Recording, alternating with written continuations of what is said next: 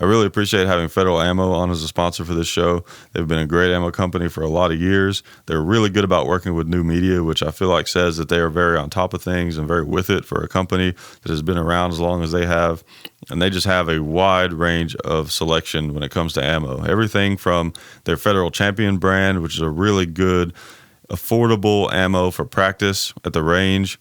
They also have their American Eagle brand, which is a really good, middle-of-the-road, high-quality ball ammo, practice ammo, defense ammo, whatever you want to use it for. And then they also have really high-end defensive ammo and hunting ammo with premium bullet technologies and all the good stuff. So you got the full spectrum with Federal Ammo. They always seem to keep a lot of it in stock, and it's easy to find. Just a great company.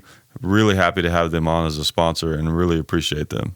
Thanks for tuning in to another episode of Gun Culture Radio. The sponsor for this podcast is SDI, Sonoran Desert Institute. You can check them out at sdi.edu. It's a really cool opportunity if you're interested in being a gunsmith. They have some other firearms technology degrees. Just check out their website. They do take GI Bill, so any veterans out there, it's a cool opportunity. You can't hate a job, in the gun industry. I assume a lot of people listening to this show are gun nuts just like me. It's cool to be able to have a job doing something that you love. Turning a hobby into a job is the true American dream. It's not 2 cars in every garage and a white picket fence. It's having a job that you love. That's the American dream right there, and that should be everyone's dream. That should be the human dream, not just the American dream. Anyways, check that out, sdi.edu. Really appreciate them for the sponsorship. This show is not cheap to make. So anyways, appreciate that and hope you guys enjoy the show. Gun Culture Radio, this is the historic last ever episode in this room right here. Not the last episode. There'll be many more of these, but yeah, this is the last time here moving. Moving to, let's see, where am I moving? Moving to like a different bunker. Yeah, somewhere, I think it's Ukraine. I'm not sure. Yeah, well, actually, the country doesn't exist yet. Okay, good. It's still kind of a gray up area. For grabs a little. A gray area on the map. Okay. All right. Okay. All right. I think Elon Musk owns it. Okay. Yeah. I think it's his country. I'm not sure.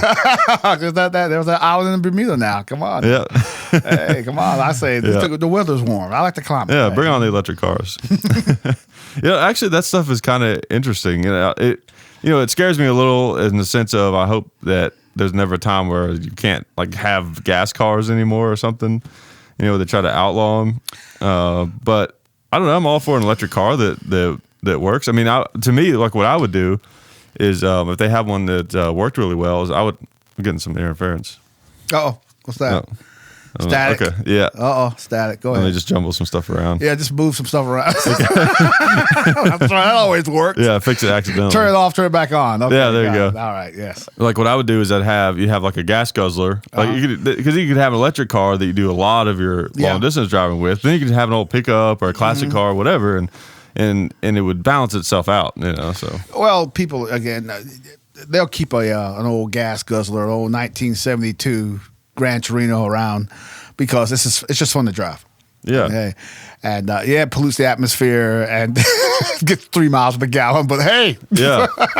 Hey. Well, and it's so neat to drive an old car. It's like a piece of history when you everything is so different. Oh, you kidding? Everything's made out of steel and iron and that engine you got you could rent out your back seat to the Cleveland Browns. It's it's huge. Yeah. And in the because I've got an old, I'm actually about to sell it, but I've got an old 69 Buick Skylark, and you open the hood, and it's got a big, it's not a big block, it's a Chevy small block, but still it's a big V8 motor. For 69, Yeah, and it's new, it was newly made. The motor is. Oh, okay. Yeah. Not original engine. Well, it's like something you would see in an old car, but it's, it was made recently. But anyways, there's so much room in there. Like nowadays, when you open the hood of a car, it's full. That's right. You know what I mean? There's no room for There's no room for anything. Can't get your hand in there. No. Plastic covering everything. But it's like those old cars. You could fit 2 or 3 motors in there. You kidding? Back then, gas was like 5 cents a gallon. This thing got 3 miles a gallon. Who cared? Yeah. I had a 73 Chevelle, lime green with white seats. Oh yeah. But the car was a beast. It got maybe 10, 15 to the gallon. But you can do anything to it. I finally took it to the shop because it seemed to run differently, and it was a 6-cylinder 305, and that's a big 6-cylinder. Oh yeah, that's right. And this thing. I think only two cylinders were firing. But it will still do 80 miles an hour. Yeah, it still burn rubber. It will still do 80 on 2 cylinders. What a car. I mean, you couldn't do anything to it. They built stuff to last back then. Yeah. Now it's like, whoa, hey, come on. The computer says there's something wrong. Okay. Yeah. Now $500 for a diagnostic to figure out what's wrong. Yeah, I know. It's too much. I mean, it's the conspiracy theorist in me wants to be like, they just intentionally make them complicated so that you have to take it to the dealer. Exactly. It's make more money. Hey, come on. The money is in the comeback. Hey, if I don't want you to fix your car under a tree, no. Yeah. You got to bring it back to me at the dealership. Thank you. Cha-ching. Yeah, but it could also just be that, now that there's so many features that cars have, that there's maybe no way around it. I don't know, but we're spoiled now. I mean, we talk about those old cars are great, but the new cars are better because they do more for you. Right. Better mileage. They're more accessories. We expect more now. People keep old cars going if they were that much better. I mean, they're just neat for fun, but not to kind of reminisce and to be like, oh, that's interesting how things used to be. But not driving to work every day. No. It's funny when you drive an old car. The first thing you notice is the steering. That's the first thing you notice. Hopefully you got power steering. Otherwise, you're like got these Popeye forearms from turning that wheel. Yeah, well, my Skylark doesn't. And, I think it came with it initially, but it was at some point it was removed or something. We don't need that. Get that out. Yeah. It just makes it heavier. Yeah, basically. Didn't have power brakes, so that's. You like drop an anchor when you're supposed to stop. Yeah, pretty much. Throw it out the window. Make sure how far that stop sign? Well, about now. Release anchor. Maybe it'll hook on something.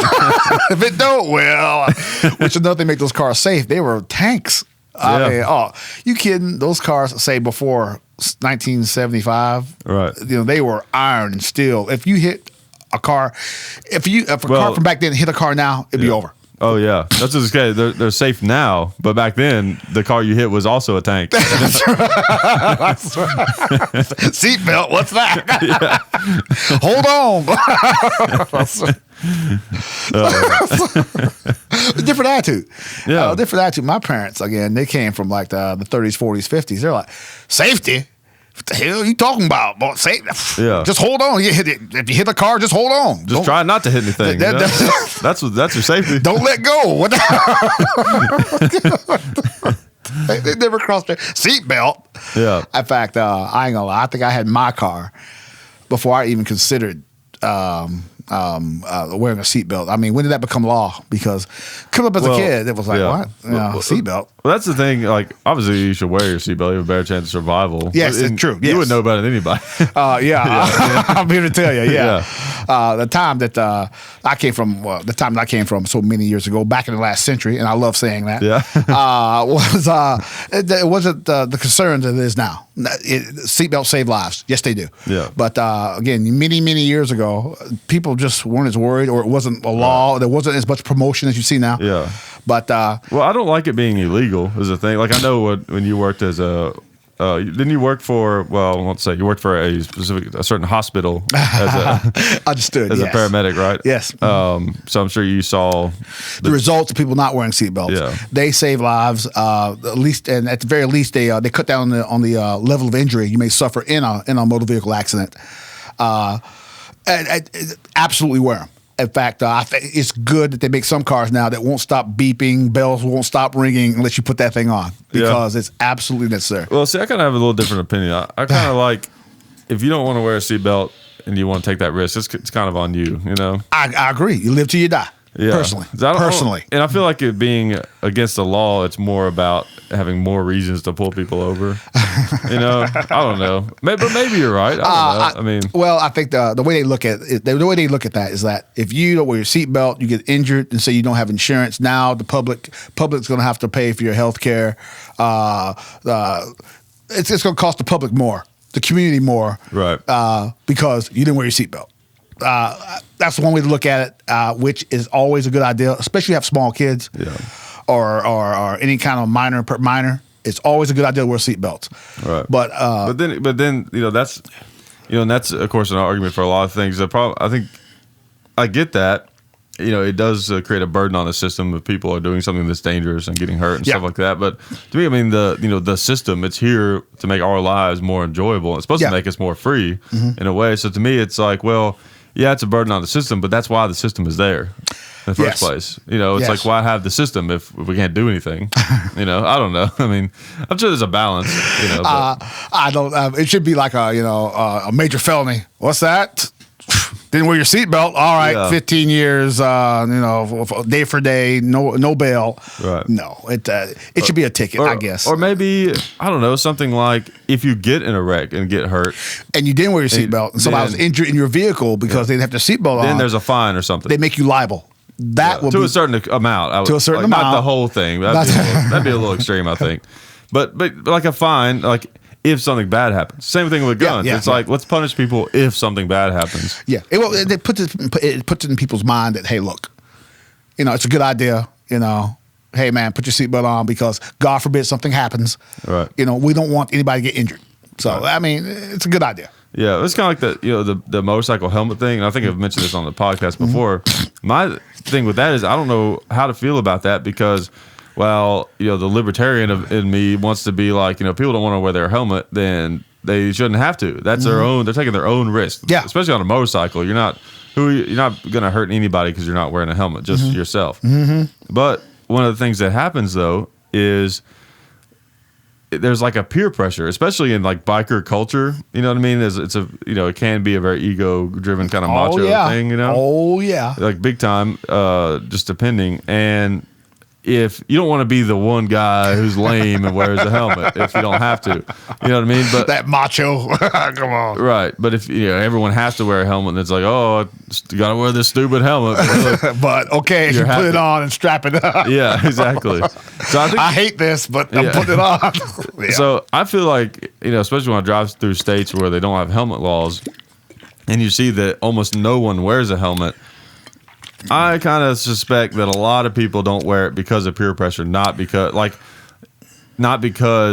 of because there's no because they wouldn't have they don't want to wear it anyways. You know what I mean? I feel like it's a peer pressure. You can't be uncool by wearing a helmet. Right. Speaking from my motorcycle accident, I am glad I had a helmet on. Thank you very much. And hey, when you got the throttle torqued, don't let go of the brake. Okay, that's just a little bike. Just a little bike advice for you there. Okay. Yeah. Also, if you lock up your rear tire, don't use your front brake. Just a little pointer there, safety bike pointer there for all you bikers out there. Yeah. I made that mistake a couple of times, and that's terrifying when you start fishtailing. Oh my God! So I gotta admit that when I was airborne, I was completely calm. I guess it's that old paratrooper in me. That's right. Yeah. As I was hurtling through trying to pull your chute.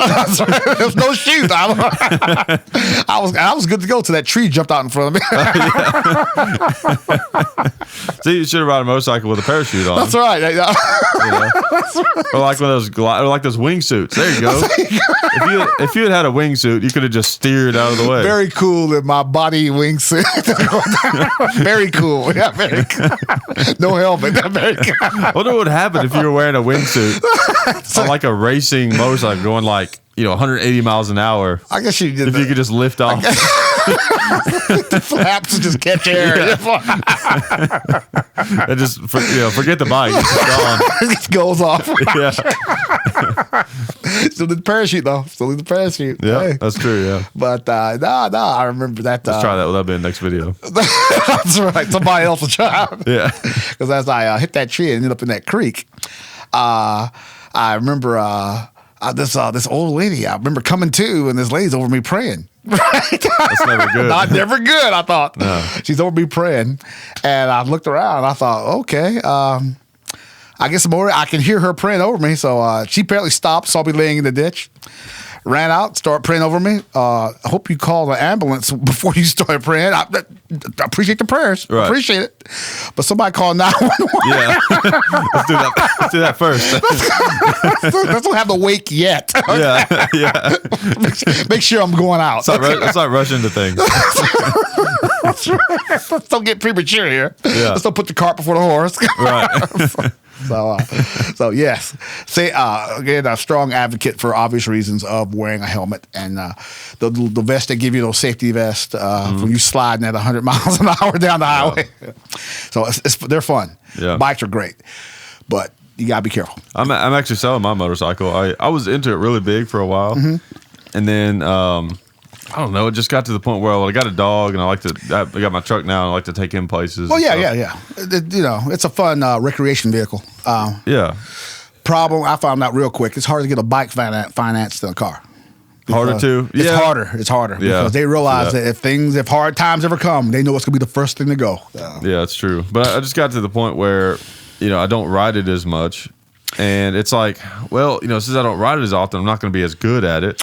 Yeah. So then if I do ride it occasionally, then I'm not, I'm not as good. So if something comes up, and it does come up. I've had situations where I had to make a decision. I never anything just crazy, like your wreck or anything like that. But situations where you have to really be on your toes and on top of things. Yeah, you gotta be proficient, just like with weapons. You gotta be proficient, and it's the only real issue I got with bikes is that they can be seasonal.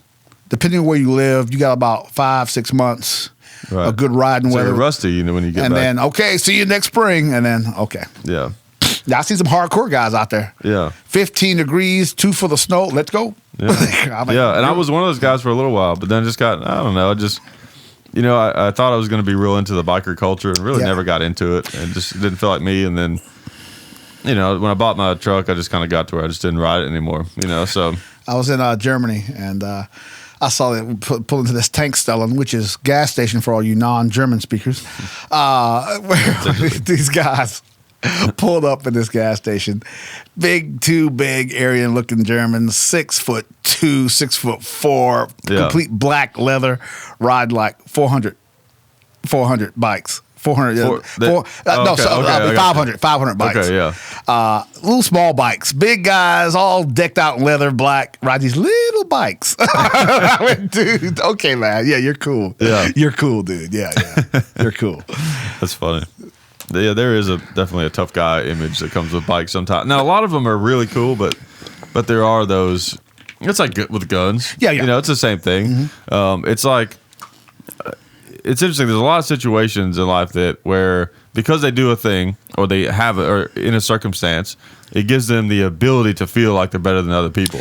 And if you notice that every example of that, whether someone has a lot of money or they're really famous or they're a motorcycle guy or they're a gun guy or they're just anything that it seems that kind of society views as a cool and desirable thing.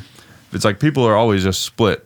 You'll have some people who think, oh, yeah, I'm better than other people because of that. Yeah. Or they'll have this sense of camaraderie with the other people who are like them, but anyone else is like, don't even talk to me. Well, people like to click up. Yeah. Or it's the other way around. Because of that, they'll be like super cool. Yeah. Because I've known bikers like that. They look like a tough, scary guy that's going to be or something. God or. But they're super nice because they're aware of that. You got to worry about stereotypes, and I'll say that about weapons. In the other place where I work, right? You get I work a lot of places that should remain nameless. Yeah. You get a lot of people like that. They feel because they carry a weapon, they feel like the weapon makes them tougher. No, it don't. Yeah. No, it don't. No, dude. In fact, as we've talked about on this show, carrying a sidearm, carrying a firearm, you have to be even more responsible, more down to earth because of the level of responsibility. Right. And a lot of these dope men, I'll tell you, you see people out there, posers, who think just because they have a weapon, it makes them more of a man. It absolutely does not. Because if you don't respect it, having a gun can make you top heavy. Yeah. In a sense, where you're almost more likely to cause harm. Exactly. Exactly. Or getting in more trouble because you're thinking just because you have a firearm, it makes you this. No, it doesn't. The weapon is a tool. It's all about you. I don't know if you saw this on Facebook. There's this. Well, it's been everywhere. This video, this kid that I can't remember. I wish I could remember more about it. But there's this kid that shot a home intruder. He was pretty young. I think he was like 11, maybe something like that. And I should have played the video for it before we started the show. But they're interviewing him on the news, and he's telling a story about how the guy was stealing stuff or whatever, and he shot him and hit him in the leg. And he's like talking about how it's an 11-year-old kid talking about shooting a person, and then they cried like a little baby. after he shot him. Yeah, I'm sure he did. Wow. What did he shoot him with? It mattered. I can't remember. I think it was some kind of handgun. I think. Okay. I wish I could remember more about it. But, but that was the essence of it, though. I'm telling you, I don't care who you are. You take a hit, you're going to be crying. You're gonna be crying. I can believe it. But I love that because that's the thing that's so great about guns is while of course they can do harm, they can do bad things, just like a lot of things. Yeah. But it's such a great equalizer. It gives an 11-year-old kid, and it's kind of like a pudgy kid. I mean, Pugsley. I mean, like a girl his age might have whooped his ass or something. You know what I mean? But having a gun, it restored his right to be a human being, not bothering anybody. You know what I mean? That's the thing. He was, I assume, not bothering anybody, just hanging out at his house. There was nothing to make him feel like he had anything that he should have done in that situation, and someone invaded his space and made him feel threatened, and he made him cry like a little baby. What was that saying? God may not have made men equal, but John Browning sure as heck did. Same Colt. Okay, yeah. Browning, Colt. Okay. Same thing. All right, come on. It still counts. It's absolutely true. I mean, you got the little 5'2" female. In fact, I had an incident at this other place. Physical altercation broke out. Multiple subjects, 8+ start fighting. I respond back there. I jump in with a chemical spray and swinging. I tell this female staff member, grab the gauge. She did not hesitate. 5'2" female did not hesitate. Grab that gauge. All of a sudden, all these big guys who were all big, burly kind of guys. Yeah. She rolled out with that 12 gauge. All of a sudden, they changed their attitude real quick. Big equalizer. Oh yeah. Big time. And speaking historically, it only got more equal as time went on. You know what I mean? Because if you think about it, really it wasn't until repeaters to where guns were really an equalizer. Because I mean, with a musket or even a rifle, muzzle loader.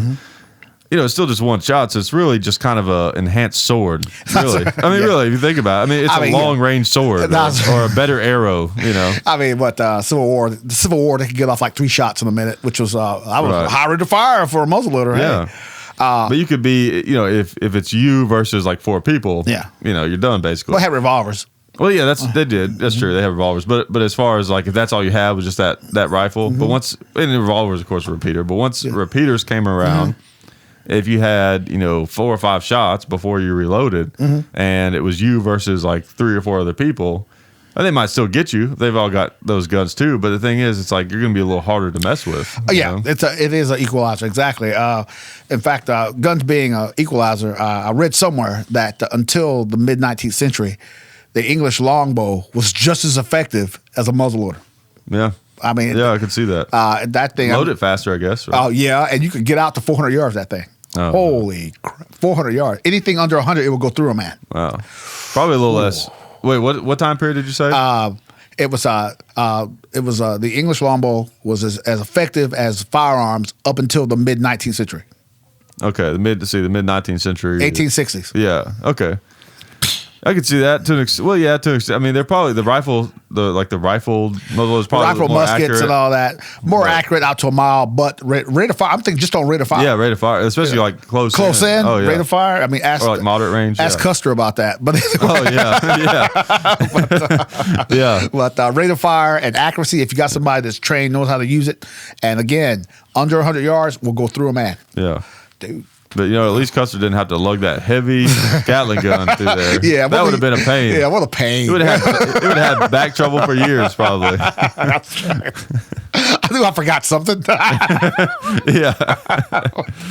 Oh, just think what was going through his head. My God. Once that happened, the Gatling. Of course, they still might have been screwed with the Gatling gun. Yeah, it would have helped though. It would have helped. I mean, yeah, but that's the same reason the Army would not issue repeating Henry rifles to all U.S. Army troops during the Civil War because the U.S. Army's Ordnance Department thought that having a weapon that would shoot that fast would cause soldiers to waste ammunition. Yeah, that's kind of thinking. I almost wonder if just the expense of it might have been the real reason. I wonder. True, but states like Indiana and Illinois outfitted all their regiments with Henry rifles. Oh, which I think that's held true for the entire for the state level National Guard type units. when I was in Iraq, I'm here to tell you that National Guard unit I was attached to, I think it was the Tennessee National Guard, they had the absolute best equipment. Everything was brand new. Brand new, straight out of the box. Brand new M4s, brand new helmets, brand new this. I'm in the regular Army having to get by on Desert Storm helmets. And what the heck? You know? Well, maybe part of it was they were like, "Oh, we're going to a war. Like, we need good stuff." The Army's like, "Well, all right, let's just whatever we got, just hand it out to them. Blow the dust off that box. What does it say? Yeah, okay. Yeah. What's that? Springfield 19th. Okay, good enough. Here. Yeah. Whatever. The ammunition max. I don't know. Just give it to them. Man. Do you know? I know they have some, but do you know if the maybe it's classified? You can't talk about. But okay. do you know does the military keep a lot of weapons from like other countries? They have like a lot of Russian, guns and stuff sitting around. I know they have some. Just maybe to train in the past, people on, in the past, and maybe in the past. Now, back in other wars. You could like bring a weapon home as a war prize. You had to fill out the paperwork and just throw that AK in your bag and take it home. That was another world. Now, oh heck no, Yeah. In fact, I remember specifically what they told us: anything that could shoot or could shoot, you cannot bring it near. Oh yeah. So now those days are over. Yeah. Those days are over because oh my God, the minute some guy brings home their old Russian machine gun and gets it to work. And, and the big, why did you let him do that? Right. So it's another world now. But like when they find weapons caches and stuff in Iraq, do they just demolish them or do they probably destroy it? More than likely, it's going to destroy it. It's just our stuff is pretty much better than anything out there. Depending on your opinion. Yeah. I know we got some AK advocates out there. And, an AK is great, but depends on what you need it for again. Exactly. And that's exactly what I've heard Eastern European guys say and Russian guys say. It's what are you using it for? Yeah. It's not, this thing sitting next to me, this sacrilegious thing sitting next to me right here. It is not. which is the C-39 V2. Thank you very much. A good plug. It gets the job done. I'll give that up. You can't do anything to it. It gets the job done. Right. But it's not as accurate as AR. Or it's not as accurate or as doesn't have the same range. But what are you using it for? Close in, excellent weapon. Knockdown power, excellent. Yeah, tough. It's a trade off. Reliable. It's a trade off. Yeah. I mean, heavy. That I'm still consider myself an AR guy because the gun's a little lighter. Mm-hmm. Easier to shoot. Easier to shoot. Mm-hmm. It is easier to shoot. I think it points a little better. Yeah. Mm-hmm. Of course, with AKs, these days, like the modern AKs and stuff, of course, we're comparing it, to that version of the AK, which is, kind of been the standard forever. Oh, yeah. Mm-hmm. But the modern ones, you can put optical sights on them, red dots, and you can have vertical grips and all these different, people put AR style stocks and grips on them, and they modify them to be better. Right, really hot shot triggers. They're like you can do all this stuff to them that makes them almost a different gun. But still, my thing is, they tend to be a little heavier. I like the AR being lighter. The AR is very pointable. I don't know why it has that almost Colt single action, ability to point. And real easy to one hand. Sometimes AKs are a little bit of a gotta grunt a little to mess with just depending. Of course, that one's a milled receiver, so it's going to be heavier than a stamp gun. But that, and the big thing to me is the ammo. It just seems I've never been to war, but it just seems like you can't carry as much. Yeah, like even though it does have more power behind it, you could carry a lot more 223. I would rather have more ammo. Exactly. It's a warm and fuzzy factor kind of thing. I can carry only 7.62 might be more effective, but I can carry more 5.56. Right. Exactly. You're right. And I'll say this thing. I heard a Navy SEAL guy say this, and I do agree. It's good enough. It's accurate enough. Yeah. It gets the job done. Yeah. So it's a great rifle. That's why it's still around. That's why people still, the fact that people are arguing about it says so much. I feel like people lose sight of that, with like 1911 versus Glock or this versus that or blah, blah, blah. If people are arguing about whether it's the best or not or whatever, that already just says so much about the gun because people have so many different tastes in things. Yeah. You know what I mean? the fact that the AK and the AR is still kind of the main two battle rifles that people think of says so much about both of them, I think. True. Also, back in the old Cold War, the old Soviet Union issued it to anybody that wanted. Here you go. Oh yeah. You know, and everybody agrees, and I do too. That as long as there's ammunition for it, you're gonna see the AK out there. Oh yeah. As long as there's ammunition for it. So yeah, and there will be. Oh yeah. That stuff is stockpiled everywhere. Yeah. I wonder how many rounds of 7.62 by 39 exist right now. I couldn't even imagine. Yeah. Or 7.62 by 51. But God knows. Yeah, I mean, like 20% of it's in this room. That's right. We're sitting, this couch is made out of it. Come on. Oh man, that reminds me. I can't remember where it was. Someone shared it on Facebook or where I saw somebody made a throne, like a giant chair out of like artillery shells and like gun parts and stuff. Oh man, that's so cool. I've always thought what I would love to do one year is go to Knob Creek and buy a bunch of, because Knob Creek is one of the best places that you can go in person and just find random machine gun parts and just old junk, just surplus. If you want it, parts. it'll be there. It'll be there. Oh yeah, but for them probably, yeah, depending on how weird or rare you're looking for, but like get a bunch of stuff like that and then make something out of it. You know what I mean? Like a chair or something. Make a chair out of like old MG42 parts, or something. Something like that. I don't know. I always thought that would be cool. Hey, why not? Hey, you got the time. Let's go. Let's build it. Yeah. Well, I'd probably have somebody else do the welding on it. Thank you. Yeah. But again, back to the weapons though. Preference means a lot. But yes, for obvious reasons, I might have an issue with AKs. But again, they get the job done. Yeah, they're usually on the other team, right? Yeah, not good. Yeah, not good. Yeah. What's that scene in is it Heartbreak Ridge? Where he like shoots the AK and he's like, "This is a preferred weapon." I can't do Clint. Yeah. His voice was weird in that movie, though. He always sounds like this. He's got his eyes squinted. Preferred weapon, AK-47, preferred weapon of your adversary. Yeah. Okay. Just like Batman. Batman talks like this. Oh yeah. I don't know why. Hey, dude, you need a lozenge. You need a throat net. What? He's got to disguise his voice somehow, and I guess like making it deeper is better than making it higher.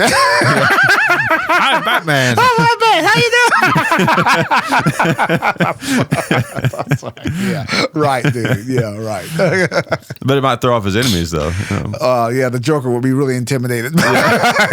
He'd probably like it more. Hey, dude. You need to man up a little bit there, dude. Yeah. The Joker is such a cool villain. I just can't get over how cool. Well, I don't. Is there a version of the Joker in the Batman versus Superman? No, but they do allude to him because I guess we're going to do a spoiler for anybody who ain't seen it yet. Well, okay, they've got an alert, right? You ain't seen it? I haven't seen it. Okay. I'm probably. Okay. I'll be vague. Okay. In the Batman versus Superman, in the Batcave, you'll see something that alludes to the Joker. Okay. And so they do. They're setting themselves. These people are smart nowadays. They're setting themselves up for more movies. Right. Because Marvel's doing that big time too. Oh yeah, you got to have like 2, 3. Not just there ain't no money in one movie. I got to have like a series, 2, 3, or 4 of them. So in Batman versus Superman, they allude to the Joker, and once you see the movie, you'll see why. Yeah. Like Wonder Woman's getting her own movie next year. Yeah. Heard about that. Everybody, I guess we could argue about this. Everybody thought Megan Fox was going to be the new Wonder Woman, which she looks more like her, and she's hotter than the woman that's doing it. Yeah. But you know how Hollywood is, though. They always want relatable. Exactly. That's the thing. But everybody agrees, especially comic book guys, that the woman, that Israeli girl, is more like Wonder Woman is supposed to look like. Yeah. Megan Fox is only like 5'2" or something. Oh yeah, probably. Very hot, much more attractive, but she's too short. Yeah. Wonder Woman is like 6'2", 6'3", and plus that lady did a great job. Yeah, great job. So can't wait till next year to see her movie. Oh yeah, that's cool. You notice that is the thing. Is it used to be like action heroes and stuff. They would be not relatable. They'd be like way better than you could ever be. You know? Like Superman. Yeah. Or even like, you think of like, the old school guys like Arnold Schwarzenegger and, Stallone and Clint Eastwood, John Wayne. Old school Adam West Batman. Yeah. Well, he actually is a little relatable. Well, I take that back. The Superman from that series, he was relatable. You talking about wait? you mean what's the from the 50s Superman? Yeah. With the cotton suit. Yeah. The 1950s or the 1950s guy with the barrel chest, and he's like Mr. America Dream. Eating processed food. That's what it is. He's not used to the processed food American diet, and he got a little gut. I mean, he was just a guy. I mean, the old what was his name? Not Christopher Reeves. The 1950s. Yeah, I know what you're talking about. I can't think of whatever his name was. Guy's name was. But he looked like he was just a guy. He wasn't built up. He was just okay. All right. Yeah. And I mean, how did you not know? Which everybody asked. How did they not know Clark Kent is Superman? It's the same guy except for glasses. But hey, we're not another show. We'll argue about that. That's right. Yeah. I'm glad that this whole teenager like teenagers are so important and they can do anything phase is kind of coming to an end. They used to make movies. They make movies for these guys because most people that go to movies are teenagers. Yeah. So you gotta make stuff that they like. So that's why they forgot about grown folks, but that's going away. Thank God. There seems to be a bigger gap between like really good movies, and then they figure like, well, if this isn't going to be a blockbuster, then we might as well just try to appeal to some specific demographic. Yeah. Because at least we'll still make money. Like Revenant. Excellent movie. Oh man, DiCaprio, best actor. Yeah, I love that movie. That opening scene was just so powerful. Oh, dude. And he kissed the bear at the Oscars. He kissed the bear before he walked. I heard about that. I didn't see it. That's funny. Way to go. And he should have killed it on stage. They would have lost their minds. Yeah. I heard that he was. Someone told me he was a vegetarian. Oh yeah, he is. But for the movie, he's actually ate that. That liver he ate from the buffalo was. It might have been you told me that. Oh yeah, that was that liver from buffalo. That was real liver, and he ate the thing. Yeah, that's crazy. For that kind of money, dude, what you want me to eat? Oh, yeah. Dude, how much? Okay, give it here. To me, that was a masterpiece. People kind of knocked it because it didn't follow the story. It's a movie. Like I want to strangle people sometimes when they nitpick stuff for that kind of stuff. Like it's a movie. The thing that is conveyed to you in a movie, it's not information, right? Like, if you need information, that's why you read a book. That's why you research things. It's entertainment. Like movies are entertainment, and it's a delivery system for an experience and an emotion and those kinds of things. Like you have to play up things in a movie because you're not actually there, right? When you watch that movie, you're not actually, back in the 1800s trying to survive from Native Americans. So they've got to play it up a little bit so that you can kind of feel it more. And to keep it now, as if movies aren't long enough, if they went by the book, these movies would be even longer. They'd have to be like old school 50s, have an intermission. Okay, 3 hours. Okay, intermission. You go out, use the bathroom, have a smoke, come back. Exactly. Okay, 3 hours more. No, we can't do that now. My thing is, if you're doing like a period piece, try to keep it as authentic as possible in the keep places. The spirit of it. Yeah, the places that matter. Yeah, exactly. I get pissed if they get real obvious things about guns wrong. The repeating musket. That's right. Did you just fire that muzzle loader 3 times in a minute? There was one scene where he people were saying he fired at one of those single shot handguns twice or something, but he may have had 2. Who knows? Well, movies, obviously some things are just mistakes that movies make, but some things seem too obvious. Like there's so many westerns where you will see a Model 92 Winchester. That's the most common lever gun that you will ever see in a Western movie. But by 1892, the Western days were for the most, and they weren't over, but it's toward the end. Yeah, it's toward the end of the Old West, of the Wild West. Yeah, and most Western movies take place sometime between that time and the Civil War. The end of the Civil War and 1890. Yeah, so really the rifles they would have would have been the maybe some Henrys, but mostly like 66s. Yeah, and 73s. That was Winchester 73s. The Winchester 76? Did you say 73? 73, yeah. Okay. Yeah, that's the big one that a lot of people would have had. But it's always the 92s, it seems like. Well, for Hollywood movies, because, again, that's the most common Well, now I think most of the weapons surviving or the most manufactured maybe was the 92. Yeah, and at the time when they were shooting those older ones, like in the 50s, like that, I think they still made them even, and they were still around. So I know, I want to say like the 50s or something. Dad's always telling me about how a lot of times the guns that you see in those westerns, they're actually originals.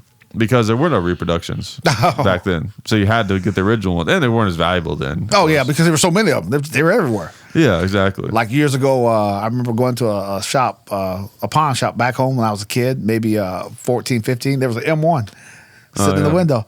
The guy says, I said, how much? The guy said $200. Oh, man. My God, I wish I could travel back in time. Yeah. It was the original World War II M1. And he was like, $200, here you go. If I only knew. I only knew. Oh. I know. I'm so crazy about. I love full autos and machine guns and stuff, and I wish I don't necessarily wish I was older, but it's still frustrating because if you bought them back in the 80s, even after 1986, when that whole ban happened, anytime in the 80s, they were just so much cheaper than they are now. Which I don't know if it's any safer because they're harder to get now. Because I've seen we run into some ne'er-do-wells. Is that a good word? Yep. I don't want to say criminals. Ne'er-do-wells that this is the proven guilty. That's right. Innocent to proven guilty. Yeah. Who had fully automatic weapons. And this individual showed me what were they doing? He had a UMP 45. Oh yeah, fully automatic. Yeah. And another guy. He allegedly he had a fully automatic AK. I'm like, dude, you better never bring that thing out. Never let me see you with it. Well, the thing is, it's like, they think there's two things about the machine gun situation that's frustrating.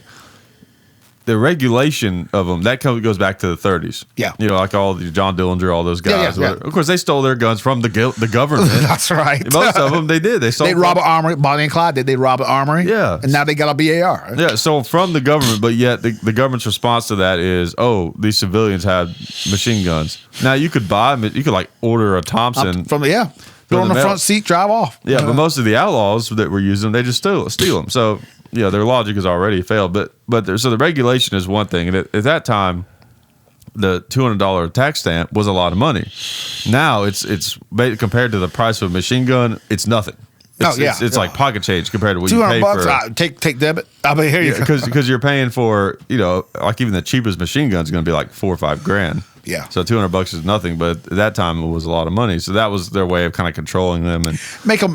Yeah, that sounds familiar. Make the price of it so high that people couldn't really afford it. Well, see, the price getting high, that didn't come into play until '86 when this bill that Reagan allowed to go through, where no newly manufactured machine guns could be sold to civilians anymore. So the old supply and demand thing really came in full swing, and it just made the prices go up and up and up and up and up. Yeah, I hear that, but I know in some states, like I'm not sure, but I think I asked some guy from Arkansas told me you can carry whatever you want. If you got a machine gun, walk around with it. But see, I've heard about that, and a lot of people will tell you like, "Oh, well, in my state, if as long as it doesn't leave the state, then you're fine."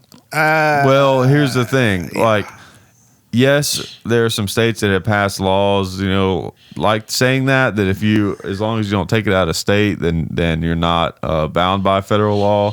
Mm-hmm. But then again, that's not going to stop the federal government from prosecuting you, I don't think.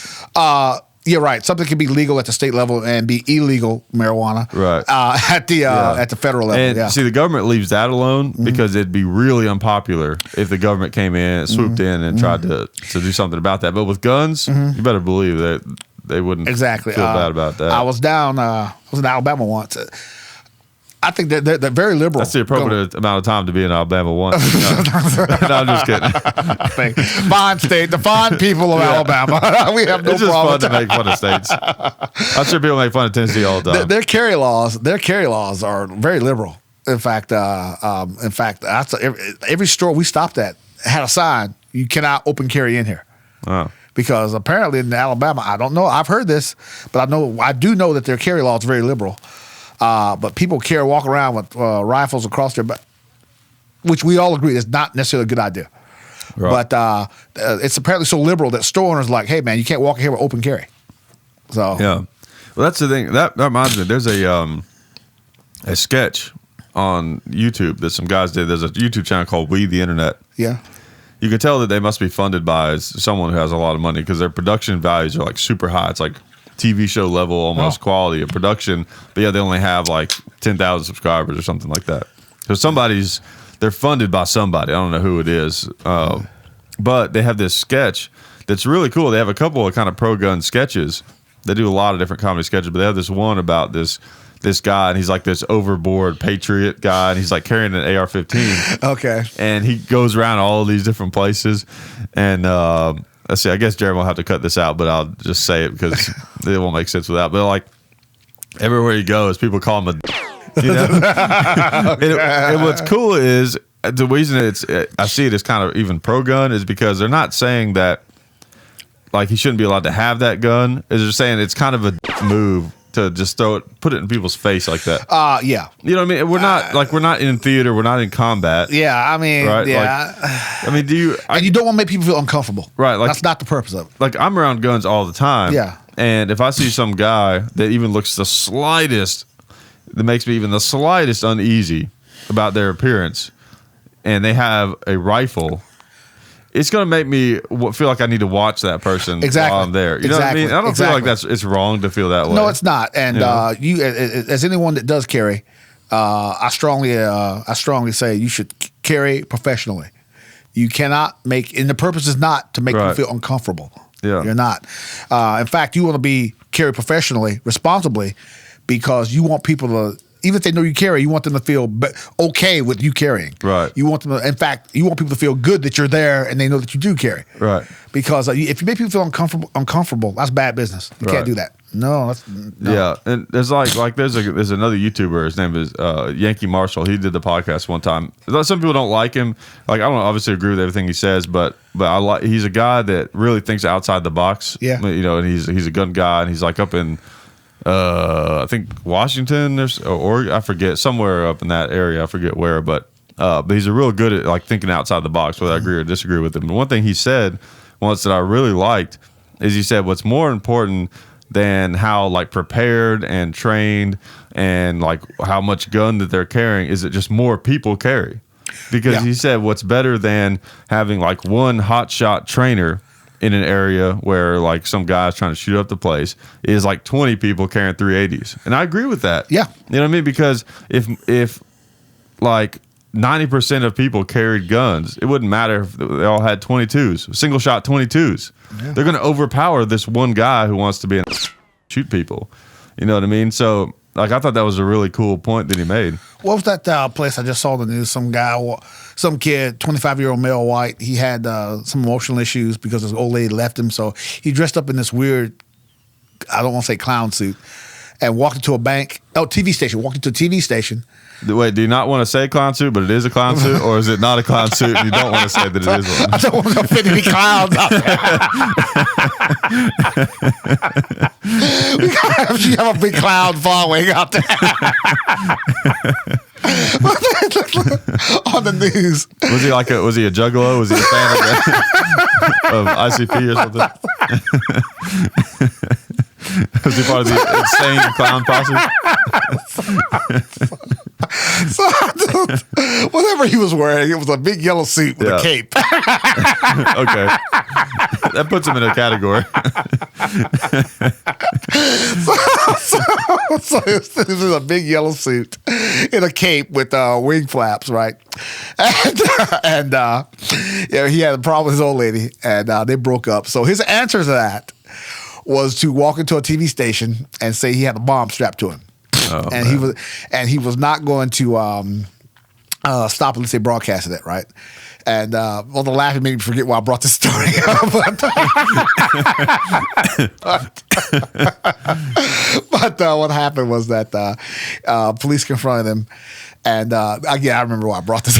Police confronted him, and that eventually he ended up getting shot. It seemed like an obvious death by cop scenario. Yeah. And I'm thinking if more people carry it, you see less of that. Right. You know, because people are less likely to act up or act inappropriately because they're thinking, I know everybody's carrying it here. I can imagine somebody in an old Western bar walk in there and start talking some crazy talk and talk about killing people when you know everybody in there is packing weapons. So again, like you said, if more people carry it, there'd be less BS, I think. Right, I think so. The suicide by cop is a weird thing. Like, there ought to be like a better way, like maybe like a hotline where they can set an appointment or something. Because you know what I mean? Because it gets crazy when they disrupt society. Like, why can't they just go and meet somewhere like a field? I mean, I'm sure there's plenty of cops that would be willing to do it. People got schedules. Come on, Yeah. we can plan it. You know. Yeah, just make an appointment For the 13th at 8:00. Yeah. Be here. They could even be like a center, you know. A field, you know. Yeah, okay. you know, if you want to stage some scenario, let's do it in like a safe environment. No one's is gonna get hurt. Go over it, you know, meet beforehand, go over it. Yeah, exactly. Right. Okay, ready? Break. Yeah. You know, like maybe give the guy some simunitions if he wants to feel like he's like shooting back because he gets killed. You know, trade like that guy, what's that theater, you know, shooting a BB gun at the police. Not Oh smart. my God, yeah. Not smart. Not smart. So, Yeah. You know, it's funny. I thought of you the other night. I was at an open mic with some comedy, and there was a comedian friend of mine who made a joke about how he lives in a place where you used to work. Or no, you still work. That's right. You still work there, where a certain incident happened, and he was like, basically, I know. The only thing I know about that place is what movie theater to not go to. I thought that was really funny. That same place has this Jurassic security guy there, right? The guy's about 116. Okay, so Jurassic not in the scary sense, more like in the old sense. Yeah, that's right. Geriatric, a better word, I don't know. But the guy's like 116 and with a gun. I think he's, you know what? I think he's there just, you know, he's one of them people that people feel comfortable with. Yeah. They don't necessarily expect to be that effective. They're just, well, that's old Joe. Come on now. Yeah. He's got a gun, but come on, it's old Joe. It's a muzzleloader, but you know. It's a flintlock. Yeah. He keeps the powder in his pocket. With a powder horn around his neck. Yeah. What's that? There's a problem? Okay. Let me open my... Hold on. I'll put some powder in here. Yeah. Where's my flints?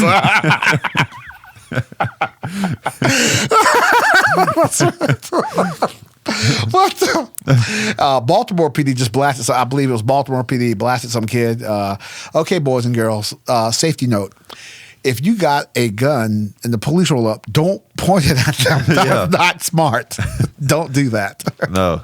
Yeah, never do that. 13-year-old male pointed one of those airsoft pistols, which again are scarily realistic looking. Oh yes, but well.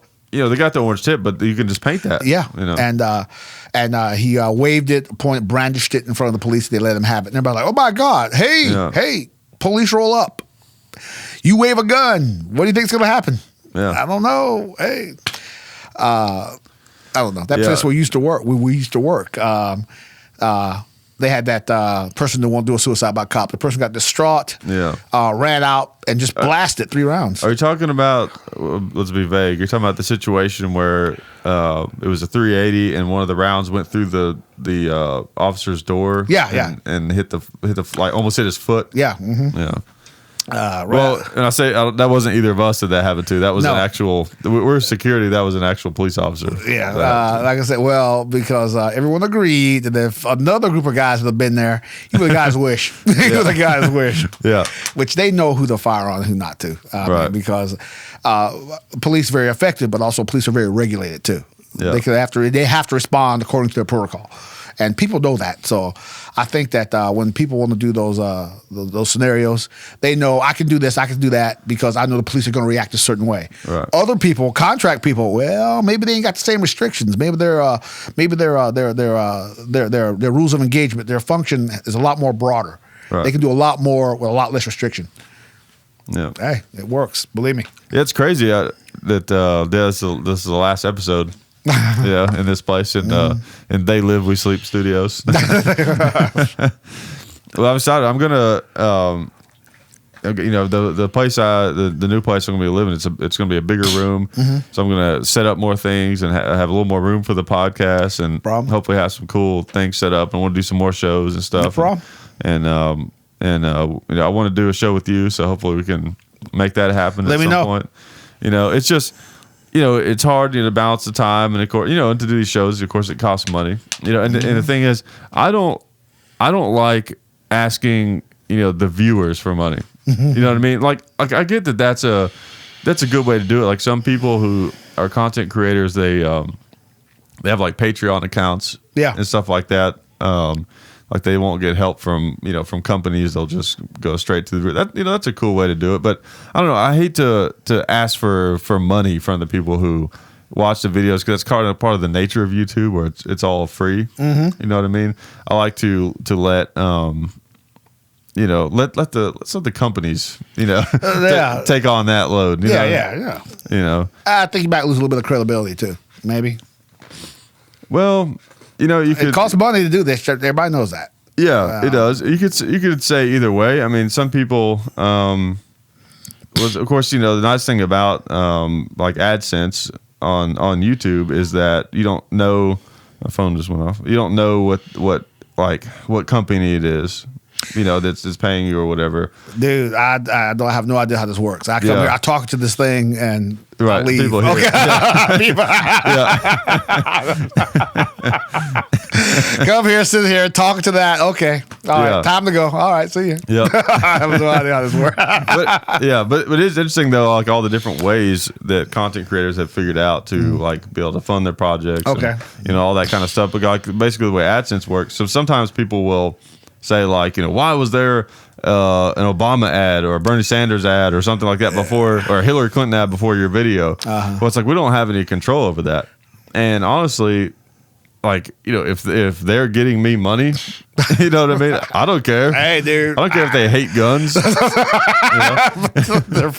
Yeah, right. Okay, we're gonna fund you, but Yeah, I've even seen like anti-gun ads before on gun videos. I guess because they use guns as one of the tags or something, thinking they're going to convert people. I saw one on Facebook before I came down here. This group, I can't think of the name of it, but they're like in Tennessee now at Tennessee universities. It's going to become a state. It's going up for a state law that staff at Tennessee universities and colleges can carry firearms.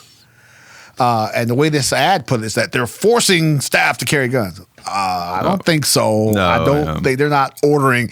Hey, you janitor, where's your gun at? Yeah, no. Yeah, that's one of the downfalls of the internet. Just news has been like that too. Forever. Just they make something sound something that's not. But yeah, well, I was saying I want to do a lot of new stuff. That's one of the reasons I'm excited about moving to a new place, because we have more room. Mm-hmm. I got a lot more shows coming. Hopefully, and stuff like that. I want to get you in the video some more and stuff like that. But I'm hoping to do some merchandise eventually, because I want to feel like if I'm getting any money directly from the people who listen to the podcast or watch the videos, I want to feel like I'm giving them something in return. No problem. You know what I mean? I don't know that I don't think that Patreon accounts and GoFundMe's and all those kind of things are wrong.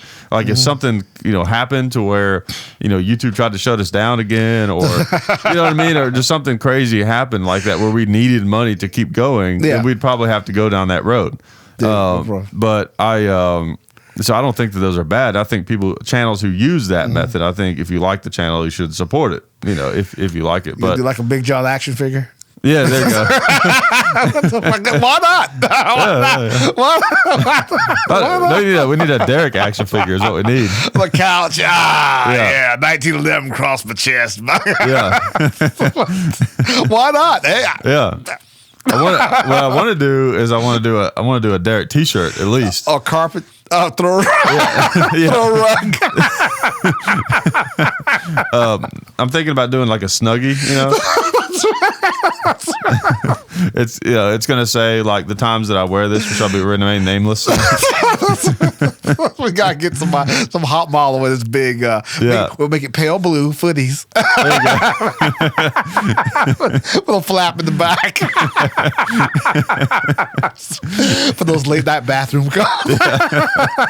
That's it, dude. Excellent. Yeah, excellent. What we need to do is I'll have like a cardboard stand up made of you holding a 1911 like this, and people can like put it at night like in their living room, so if someone breaks in. Front yard behind the hedge. Yeah. I think Fathead already doing that. Yeah, I think they are. That's right. We'll call them. We'll get you on there. That's right. Yeah, that's right. Yeah, right next to him. That's right. Right next to RG3. Yeah, for the Redskins. Yeah, big seller. Right. Yeah. All right. So, hey, dude, why not? Cha-ching. Yeah. Cha-ching. That's right. Placemats.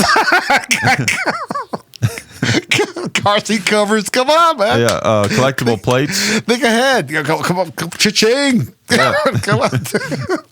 Playing cards. You know. There you go. Bathroom mats. Come on. Gold on the streets. Gold on the streets. Yeah. So hell yeah, let's go.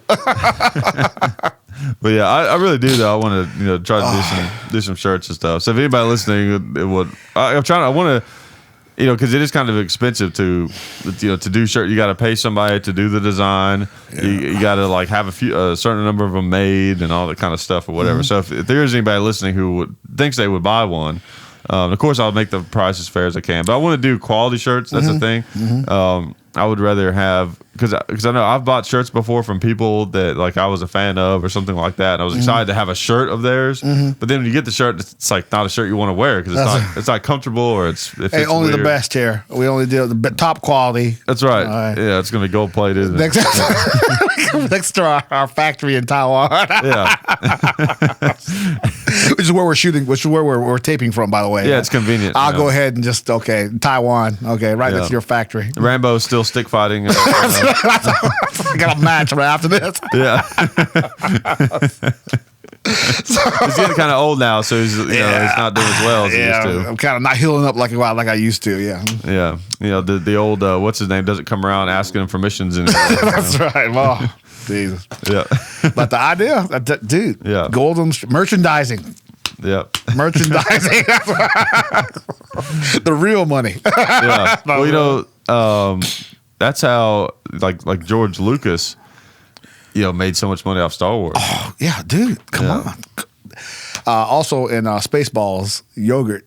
Mel Brooks' yogurt said that's where the money is. Oh yeah. Thank you for remembering. That's an old joke reference. Yeah, I haven't seen that movie in a long time. That's right. Yeah. Merchandising, where the real money is. Yeah, but for me, it's not about. I want to use that. Hopefully, we can merchandise some stuff. Use that to kind of fund some projects down the road and all that. So I mean, you gotta have money to make money. Right. And that's what's so fun about YouTube is to me like a lot of businesses. Just to even get started in the thing, you got to front so much money. Oh yeah, I mean, it ain't just like a couple of microphones, a camera. No, It's a lot more than that. Oh yeah, big time. But what's cool about YouTube is you kind of build it as you go. Yeah, that's the thing, and you don't have to be so. You can offer it for free. You don't have to be demanding of the people who are watching your stuff. You as you make money, from whatever the advertisements on Google and stuff like that, or if you're selling merchandise. Then you can buy a new camera here and there or a new microphone, or maybe you can hire someone to help film or to start a new show or whatever. So you just kind of grow, and that's kind of how it's been. If you look through different YouTube channels over the years, they start out real bare bones, and then their production values and things gradually increase. Of course, ours haven't really increased. But I think it's cheap to fly here to Poland. Come on, really. Come on. That costs money. Come on. That's where all the budget goes. I think that plane is cheap sitting out there. Yeah. How much fuel for that cost? Yeah, exactly. Come on now. Yeah. I mean, come on. Well, you remember that setup that we had when we did the first show? It was in this room. It was like. See, you were sitting on this couch. That's right. That was back when it was on the other side of the room. Yep. It was over there, and then I had an office chair. It was like you were on the couch. I was on the office chair. I had one microphone. You were talking at the same time. Yeah.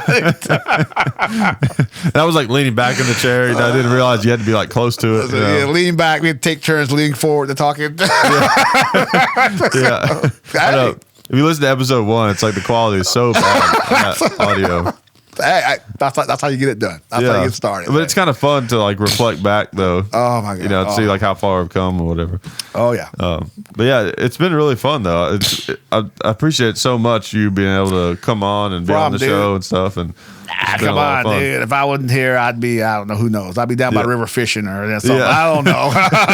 I'm a trailer by the river. Well. I remember when I first had the idea for a podcast, and I was like, well, who would I get on? I was like, well, Derek, obviously. I was like, that's all we did was just, shoot the about just all kinds of come on. This is random stuff. Come around here BS for a couple hours. Yeah. Nothing to it. Come on. It used to always crack me up back when we were working security. Oh, yeah. Whenever, we were always making each other laugh and stuff, but I always thought it was so funny when we'd be doing that checkpoint, and we'd be talking about whatever, Batman or something. Yeah.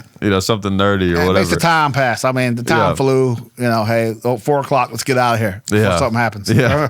but like we'd be in the middle of some conversation about that, and then something would happen. Like somebody pull up. We have to deal with some situation. It might last for 30 minutes, an hour. Metro would get called, and then it's over, and then it's quiet again. And then you would always, without fail, you would always be like, "So yeah, I really think that Batman." That's right. You would pick up right where we left off, and then I'd always be like, "How the hell does he do that?" Hey, not into it. Hey. No day at the office. Yeah, that must come from 21 years in the military. Shot fired. Okay, all right. Okay, we'll pick this up later. Okay, shots fired. Let's go. We'll finish this conversation about Robin's role in later. That's right. Well, dude. Yeah. I'm happy to do it, man. This is good times.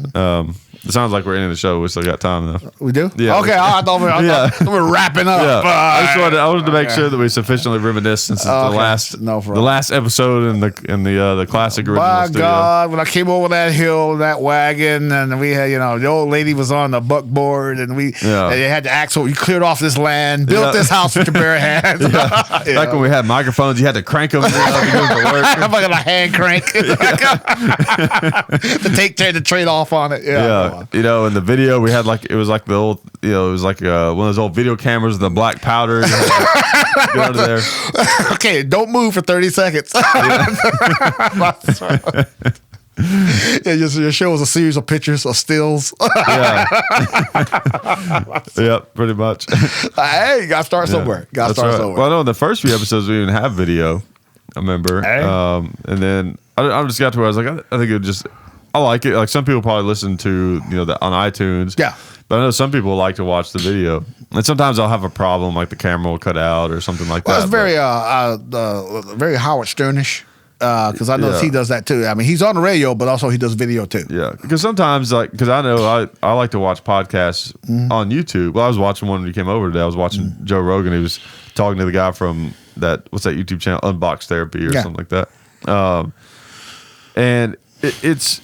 Sometimes I'll just be around, listening or whatever. But it's sometimes it's fun to sit down and watch, because you get more out of it from seeing their inflections and everything. You can relate more, right? And also it helps when you sometimes on the radio you never see the person ever, so you don't even know what they look like. I remember for years, Dad would always listen to Rush Limbaugh. Yeah, I never knew what the guy looked like.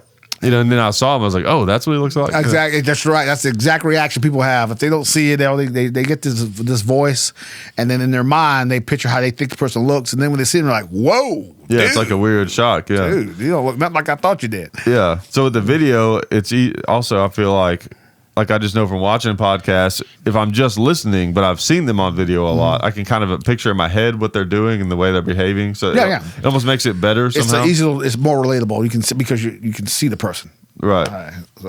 It makes the editing a lot more involved, but I thought it was a cool, thing to add to it. And of course, we increased microphones, over the years. Oh, right. Hey, so not one. Yeah. Went from one. Hanging from the ceiling. Yeah. To talk up to it. I remember we had that one USB mic that I bought.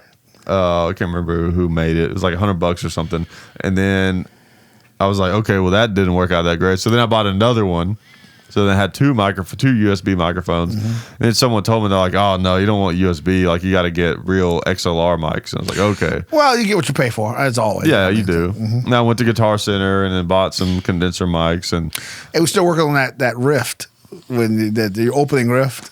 Well, I remember talking about that before. We're supposed to work on your opening riff. Sit here. Oh yeah, that's right. Yeah, you're still working on that. I know that hasn't come through yet. But I'm sure you're working on it. We'll do that on a separate show. Yeah. Okay. Well, we talked about this for a long time, but one of the things I really want to do, and I actually talked to Dad about doing this too on some stuff, is I want to do like movie commentary. Yeah.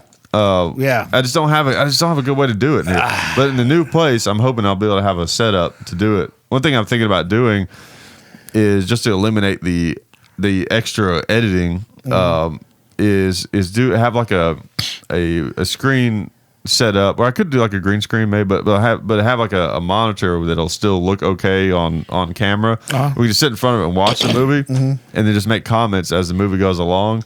But then just like edit out new stuff, old stuff. Yeah, just anything, and then just edit out the most interesting parts so that we don't get into because from what I understand, you can show clips from a movie as long as it's for like demonstration purposes. Right? Okay, you can't just like show the whole movie, and then But if you're showing clips of it, and the reason you're showing the clips is to demonstrate something or prove a point or show something. In this case, it would be just to talk about it or review it. Dude, you got to do a Housewives of.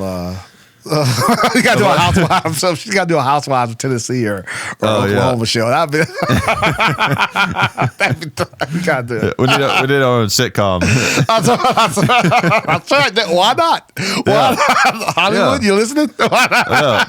That's the beauty of YouTube and the internet. It's like, it still takes money, to do these projects, but it's still so much cheaper than what they would cost out west. Yeah, right. To do it like a real TV show, and it's cool too. I appreciate everyone over the years who have like, I never thought that people would like our videos without having a lot of production values, but people seem they like the more real kind of. Simple is better. Like more realistic.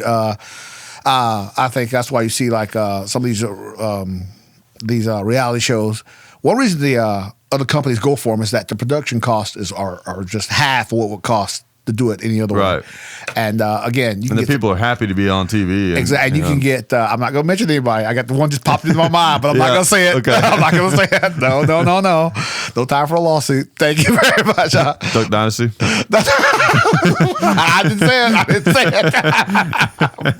it. But you see some of the stuff on, some of the stuff we've seen on some of these reality shows. I'm like, why can't you have your show? Why not? Yeah. Some of the stuff I've seen, dude, what are we? Yeah. Hey. But then the problem, I think, you might lose realism because I've heard this before, and I'm pretty sure it's true. Reality TV isn't reality because it's still scripted. Even though they say they're not, they are. Right.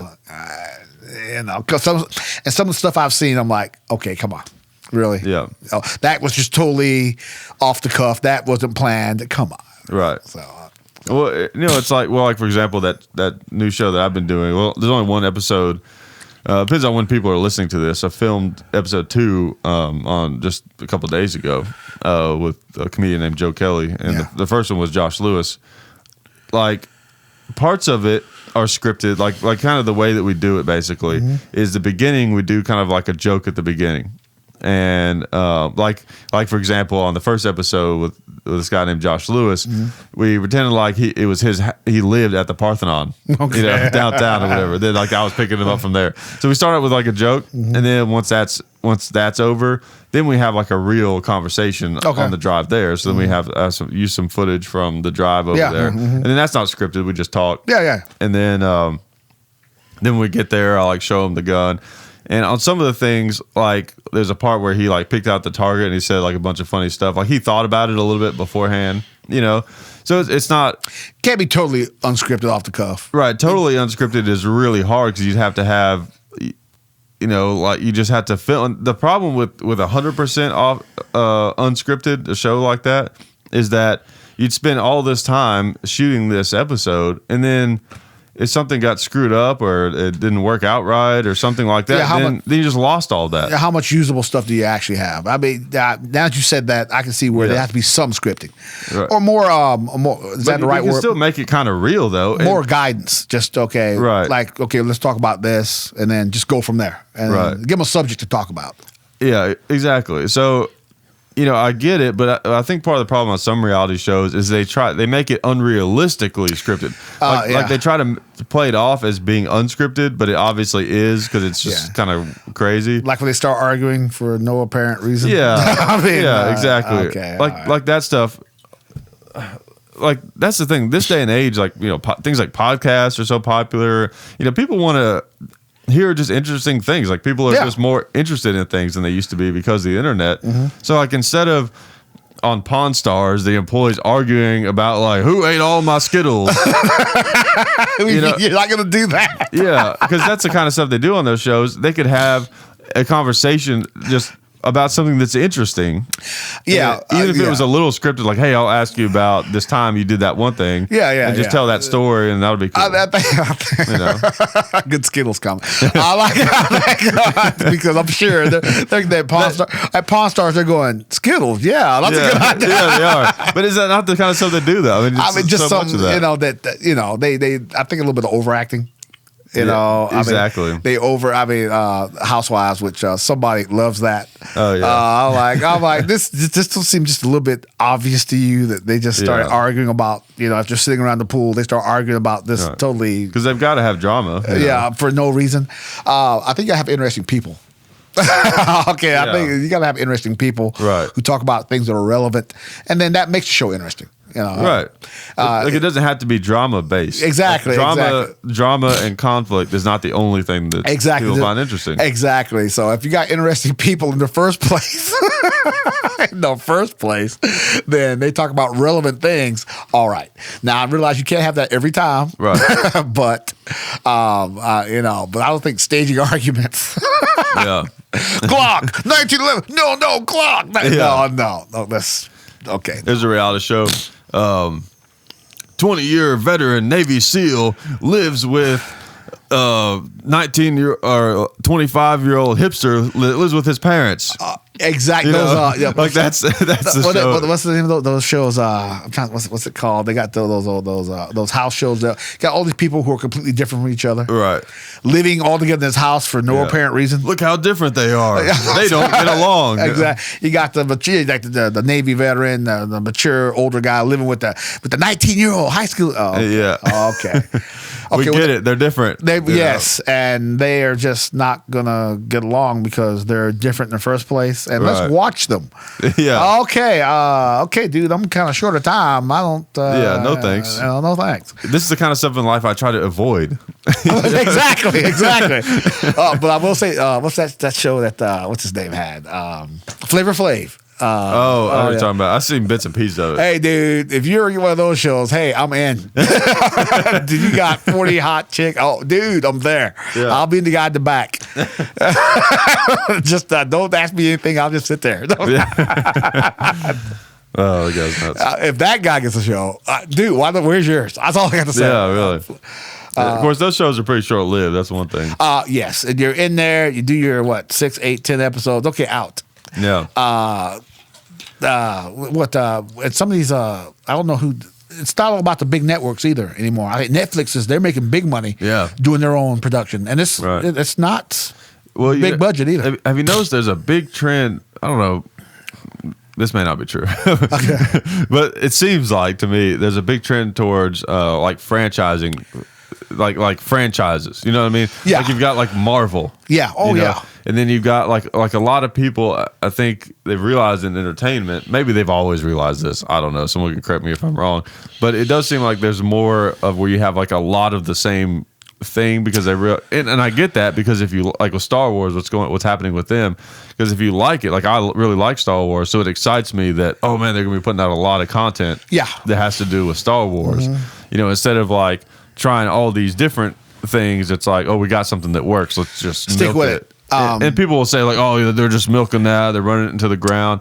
But the thing is, if it works, if it's successful and they keeping up the quality, it's going to keep being good. I've heard that. In fact, I just read an article on that from Entertainment Tonight. It was the old Star Trek versus new generation, new Star Trek. People want the same except different. Yeah, when you say new generation, you mean like the movies? The movies and the TV show Next Generation. Okay. And versus the old 1960s William Shatner, Jim Kirk, Star Trek. Oh yeah. Completely different shows. From different times. Let's just say William Shatner. I feel like that's what his friends would call him if he lived in a shack. If he was like real down on his luck, you know. And old William Shatner down the street.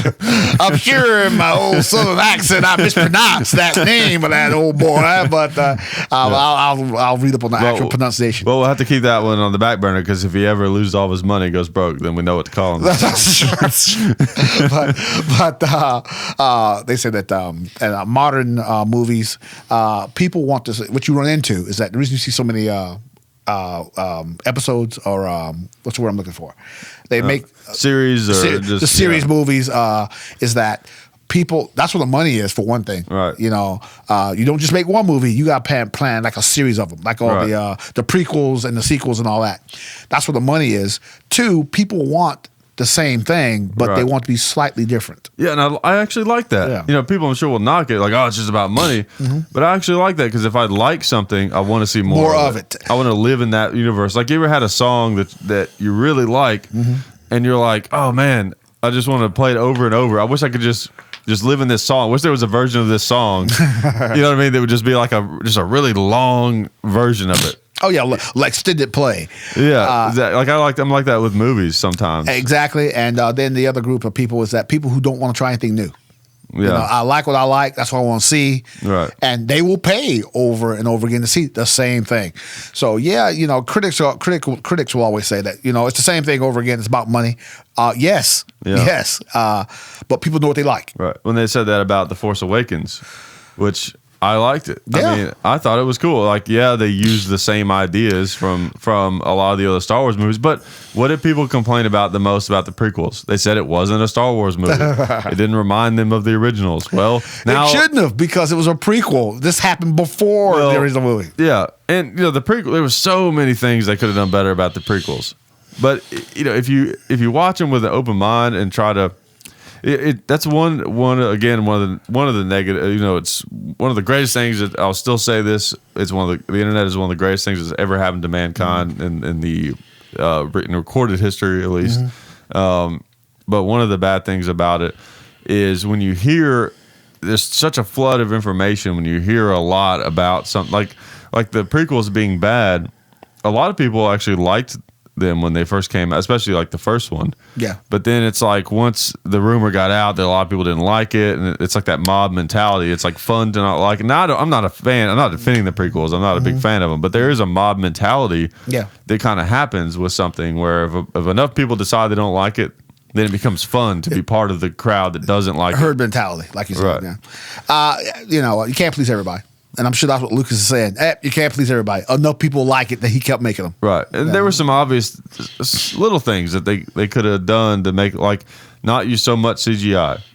You know, and CGI was still kind of new at that time. Jar Jar Binks. Yes, Jar Jar Binks. Yeah. And the CG Yoda on the second one, it looked horrible. It looked so bad. I mean, it looked good in the first one, like the Phantom Menace. He was a puppet, and it looked fine. Hey. Yeah, there's some things they could have done. I forgot. I had another point there. I can't remember it. But you know, I think in this last movie they pointed out that they pointed out that you know, you can't please everybody. Like when George Harrison, Han Solo. When they're showing the killer planet and how to get in there and all right, he's like, yeah, we know it's invincible, all kinds of armament, but there's always this one thing they forget. Yeah, he pointed that out. Right, you know, hey, come on, and it was self-aware in that sense. They knew, so you know, I think they're like, we know. Right, so all the people that are going to criticize and say, hey, ain't this just like the first? Yeah. They're saying we know. Right, we know. And to me, it ties everything together. Yeah, exactly. You know what I mean? Like, you know, and I even heard, saw one of the interviews. From J.J. Abrams before the movie was even released. It was on like the special features on the DVD or the Blu-ray. A DVD is easier to say. Yeah, I know. A Blu-ray. Like, come on. The BR. I don't know. Just come up with something else. Can we just say video? I mean, yeah, the thing we look at on the box. Yeah, exactly. Yeah, the round thing that you put it inside, and then pictures come out. Round thing, make move picture. That's a lot easier. Yeah. all these acronyms. What is that? Yeah, but yeah. So he was talking about the cantina scene, in Force Awakens, and they thought like, if we do that, people are going to say, he's like, the cynics are going to be like, oh, they're just, copying the cantina scene. But he was like, but, the whole idea of the cantina scene from the original, Star Wars was that it's supposed to have this air that there's just places like this all over the universe. Which there would be. Yeah, for sure. Come on. Was that the only cantina on Tatooine? Was that the only cantina around? Come on, really. So it's kind of like it's a running theme with Star Wars, and I thought it was, and I thought what he said was really cool, and it makes sense that they would leave it in there. But to me, Force Awakens, it kind of ties everything together. Oh, yeah. It's like, hey, Star Wars is good again. It's gonna feel like home. Han was a big part of the movie, and of course, spoiler alert, he's not going to continue with the new franchise. And now I think he isn't.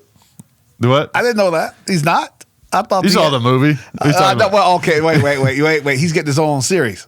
Yeah, but it's not going to be. It's not going to be. Harrison Ford. Oh, you're right. Okay, they're bringing in. He can't go back and still be old. Yeah, yeah, exactly. That's not going to work. It's 60 years. It's 60 years before he got knocked off, and he still looks 75. Yeah. Okay. All right. Sorry, I lost track. I'm back on track now. Okay. All right. But unless they do like what they did with Spock in the Star Trek movies, Spock came back to see himself. Well, I was going to say in the movie Tron, what they did with I get Jeff Daniels and Jeff Bridges mixed up all the time. Slight difference, but I know, when you look at them, they look totally different. That's right. But their names in my head sound similar. I don't know why, but anyways, what was I going to say? Oh yeah, in episode 8, I think it's going to be. That's when it's going to be its own thing. That's kind of what I'm thinking. You know what I mean? Like the first one, it was about tying everything together. Yeah. Making that link, between Return of the Jedi and this new version of Star Wars. 25 years later, after the last one. Yeah. And I think episode 8 is where we're probably going to really get into the story and what's going on in this universe now. And we're going to learn more about Rey's background and all the different characters and stuff. And Luke will probably be, a big part of it. Plenty of storytelling to be done. And people are pulling at the reins. Bring it on. And have you seen the Rogue One trailer? No. Oh, you haven't seen the Rogue One trailer? Oh, my God. Oh, man. Okay, well, as soon as this podcast is over, we're watching it. Okay, heck yeah. Bring it on, dude. Yeah, I'm excited. You've heard about this, though, right? No. Oh, man. Dude, I'm waiting for Captain America Civil War. Okay, I forget you're more of the superhero guy. Hey, Sergeant America, thank you very much. Yeah, yeah, he's the guy. I saw the... Let's see, I've seen there's been 2 so far, right? The first Captain America and then Winter Soldier. Yeah. And now this is Civil War. Right. And then he had the Avengers in between that. Right. And the Winter Soldier was good. I enjoyed it. Oh yeah. Which I'm sure your comic book guys out there are gonna know. Bucky fell like 5,000 feet into a ditch and somehow still survived. I guess it could happen. Whatever. Okay, whatever. Hey. Yeah. But it's a movie. Hey. Yeah. It's funny. And Dad and I were traveling. Where were we going? We're going somewhere. Had a meet and greet somewhere, and we're staying in a hotel. And Captain America, the first one was on TV, and I watched through it again. And there's so much Thompsons in that first one. And I was like, oh man, I want a Thompson so bad. Dude, great gun. And hey. Yeah. Wood and iron, nothing that, again, especially after Knob Creek, you realize now how spoiled we are. And I've said this before, we're very spoiled now because we got something called ergonomics now. Right. They're a little, as neat of a gun as they are, they're a little awkward to use. Yes, they're heavy and big. Yeah. And because I actually shot one a bunch recently when we did the next episode of Community Shoot Machine Guns. Yeah. And you notice with the safety wasn't really designed to like, turn on and off like while you're holding the gun. That's right. You know what I mean? Like stop and then right. They didn't really have like tactics in mind. It seems like when they made the guns. It's about back then. They didn't have it never crossed their mind tactics. It's about firepower. Right. put bullets that way. Yeah. So, exactly. But it's another world, different way of thinking, and a different time. Yeah.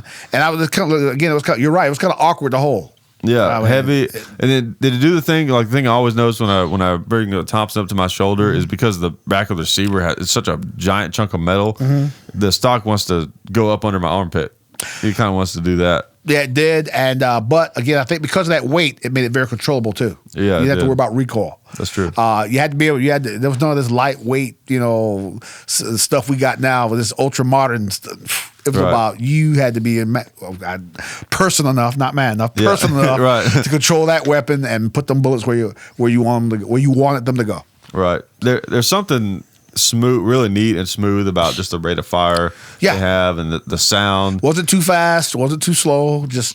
It was just right. Yeah. Again, very controllable, which made it very effective if you knew how to use it. Yeah, and the one that we shot in Knob Creek, it had the drum magazine, had the compensator on the end of it and everything. So it was like the real gangster model. I talked to a World War II guy, and back then, nobody ever really used a drum magazine. Because jamming was a problem back then. Yeah. It was either. And where do you put it too? You can only carry 2 maybe. Yeah. And then most guys carry either the 20 or 30 round magazines. And, makes sense. Only other problem, range. Oh yeah. Range. I mean, you're kind of limited. Maybe 50, 60 yards, maybe. Well, those old ones. This is the original. Oh, they got interference again. I remember kick it again. Yeah. There you go. Those that worked. Real high tech here. That's all right. We're technically proficient here. Bang on it. Get the hammer over it. That's right. But the original ones had like a ladder sight. Which I thought was kind of funny. This didn't work.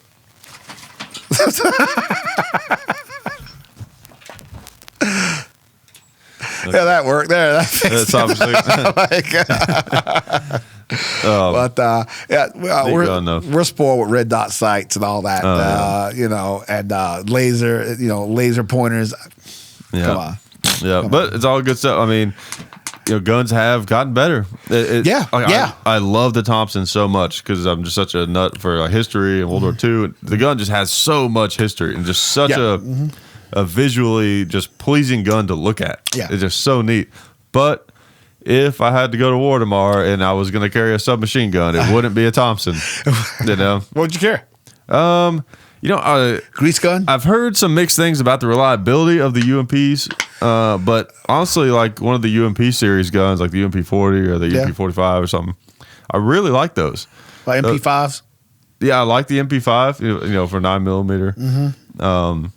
Yeah, I mean, there's a lot of really neat subguns out there, and the ones that are more based on, like the stuff that we've figured out with guns over the years of having a thumb safety that's right there that you can just flip on and off, while you're holding the gun. You don't have to adjust your grip or anything. Oh, another thing I keep hearing from a lot of gun people is modern ballistics have changed so much. That like now there's no real difference between 9 and 38. Well, at hollow points, full metal jacket, it's going to be probably about the same. But, okay. Yeah, but hollow points definitely. Like some people will even say that. And I'm not a ballistics expert, but I've heard people say that 45 isn't as effective when it comes to hollow points because it's slower and it doesn't expand that much. So you might actually get more effectiveness out of a smaller round, like a 40 or a 9 or something like that. But full metal jacket wise, the 45 is going to be the best probably. Depending on what you're doing, yes. Yeah. And 45 is notoriously not that effective against body armor either because it's slow. So right, but then again, it's slow, so you might get more energy actually expended on push down. You're gonna if he takes a 45 hit, no matter what you're wearing, you're gonna be on your butt. So well, it's not gonna be good. It's not gonna be good for you. Not be on your butt, but you might want to. That's right. But back to the older guns. Don't take away again. Right weapon for what you're doing. Right weapon for what you're doing. A couple of World War II guys I talked about that old M1 carbine. Yeah. In fact, I read that in some units they stopped issuing 45s, 1911s, and issued M1 carbines instead. You had more range, could carry more ammunition for it, and it was almost as good as an M1. You didn't have the same penetration power, but it was almost as good, which was good enough. Yeah, they're neat guns. I would love to have one and shoot it and stuff. The ammo's just gotten really expensive for them. Yeah, tough ammo. Yeah, it was a 7.62. No, it was a 30. It's called 30 carbine. 30 carbine. Yeah. Okay. It's a cool little round. It's just gotten really expensive. It's not common. Yeah. Which is a real problem. Yeah. The days of buying it's kind of sad. I mean, you used to be able to buy military surplus ammo. Like I remember going to gun shows with my dad, back in the late '90s and stuff like that, and there's these big Ziploc bags full of 30-06, 8mm, all the surplus stuff. Just super cheap. You can just buy it. By the shopping cart full. And, well, I think that's why it's not surplus anymore because people have bought it up. Yeah, they bought it all up. Now, like I was in a certain store and some guy, I don't feel good unless I got me 1,000 rounds of 5.56. Okay, dude. Okay, guy. All right. Okay. All right. Personally, 500 rounds. Depending on what you're doing, right, and what you're using it for. 500, 600, 700 rounds should be enough for anybody. It's pretty good, yeah. Now, of course, 1,000 would be nice because it's nice, especially because if you want to have 500, let's say that you don't break into, then you got something to play off with to the side, and then you got the stuff you train with, right, yeah. I mean, the more the better with ammo. That's the way I look at it. I'm here to tell you, no such thing as enough ammo. No such thing. And ammo lasts like a really long time. Oh, yeah. I've shot ammo that was like almost 100 years old, and it still shoots. Some of that really old surplus stuff. It still shoots fine. And, don't go near wolf ammo. Well, wolf ammo is actually not as bad. Is it? As a lot of people say. Where's it come from? It's Russian, I think. I know. Make sure you use a good Soviet weapon when you shoot that stuff. That's the thing. It's not advisable to shoot steel case in certain guns, but there's people that will argue that it doesn't matter. Like I know some people that shoot steel case ammo in their ARs and say they never had a problem. So it's hard to know. I usually won't buy wolf ammo for my ARs, but I broke an extractor once, but then I was shooting too much of it. In 1911, just because that's like those guns, like they weren't shooting steel case ammo on those things, as far as I know. So I learned. I learned. Yeah. Hey, it don't work. Yeah. What's wrong? What's wrong? So I learned. Yeah. All right. All right. Well, I guess we'll close it out. Last episode here. We'll do some more. We'll get the new. Actually, going to go. Another friend of mine is going to go help me set up the new part of the studio tonight. So I get all that down to the dock and get it on the boat because I figure it should be back in North America by the time you get back there. Yeah. all your stuff. Be gone for a few months. Get through customs. Yeah. Hopefully, I can get these microphones too. Got a bunch of ammo hidden in them, but that's all right. We got to convert back from 220 to 110. The voltage. What a pain. What a pain. Okay, I got my passport ready to roll. Okay. All right, man. Well, I'll see you next time in the other studio. Excellent. Outstanding. Good to be here. Good to be back. Yeah. All right. See you.